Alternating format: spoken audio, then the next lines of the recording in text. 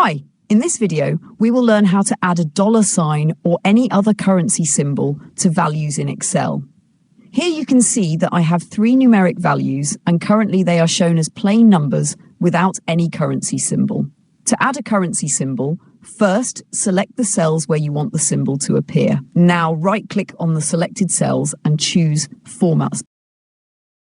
By default, the category is set to General. From here, change the category to Currency. Now on the right side, you can adjust the number of decimal places. Let's keep it at 2 decimal places. Below that, you'll see the symbol drop-down, where Excel provides a long list of different currencies from around the world. I'll select the dollar sign. Now click OK, and you can see that the dollar symbol has been added to all three values. If you want to change the currency to something else, the process is exactly the same. Again, select the values, right-click, go to Format Cells, and stay in the currency category.